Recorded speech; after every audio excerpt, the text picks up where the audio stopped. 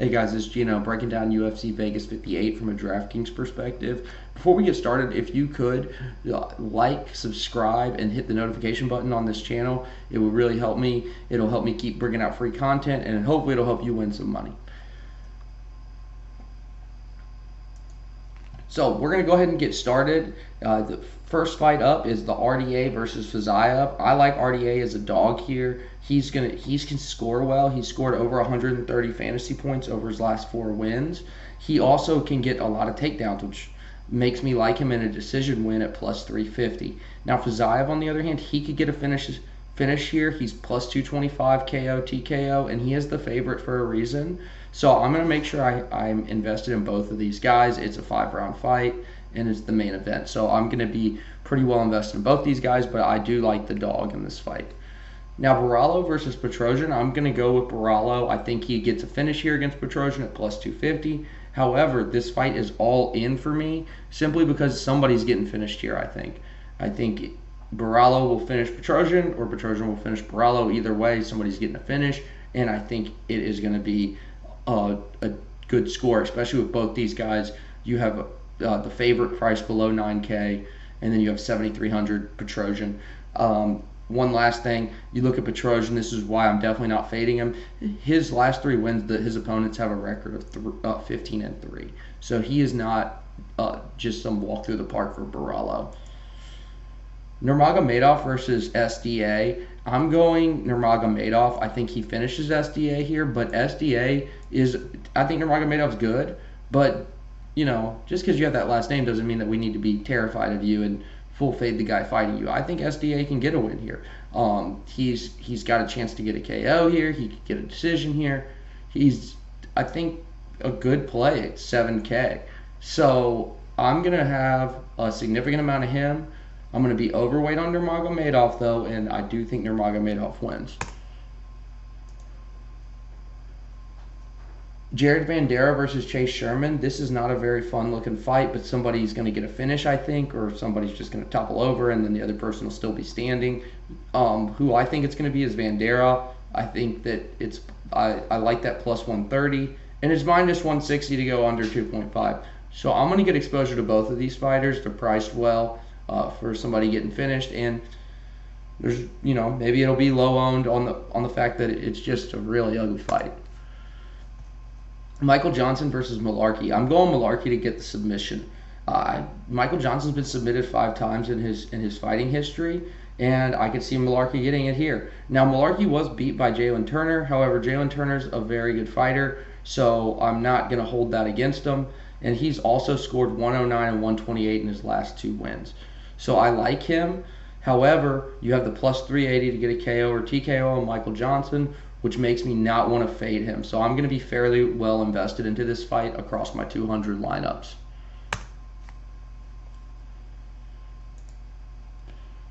Calvillo versus Nunes. I'm not particularly fond of this fight.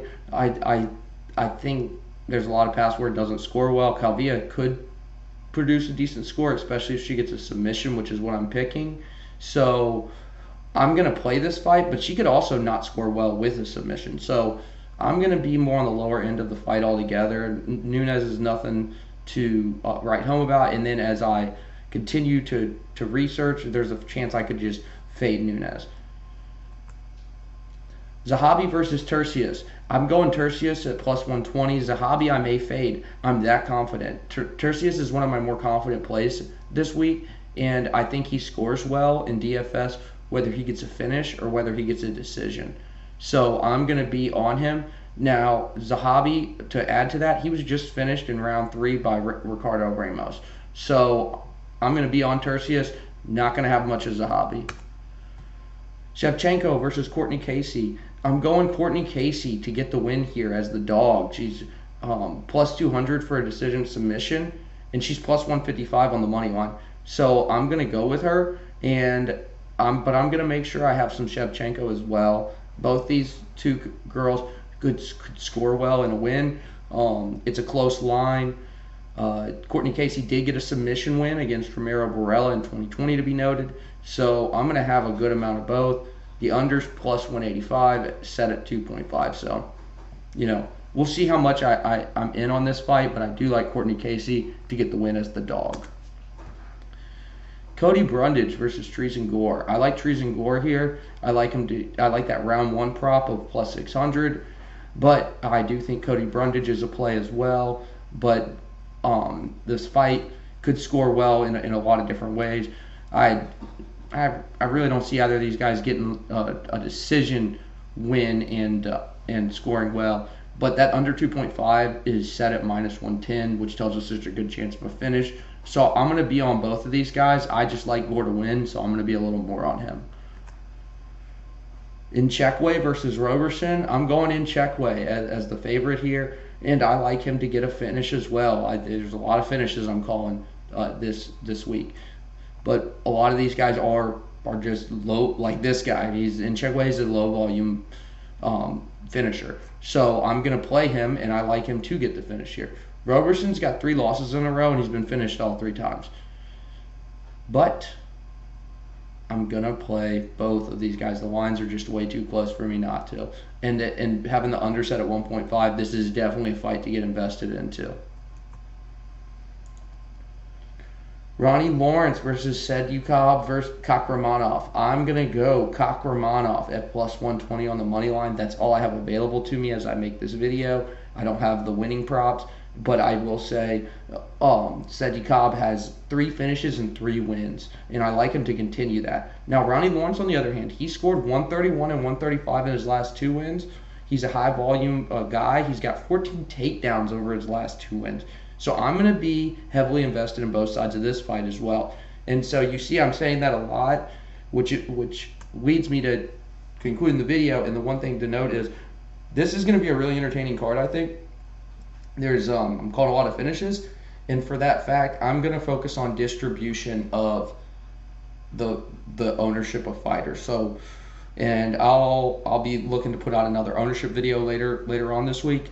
But what I mean by that is I'm going to kind of look at what the projected field ownership is, and I'm going to spread it out across a lot of these different fighters, because there's a lot of fights that could score well this week, especially with all these high chances of good finishes, explosive fights.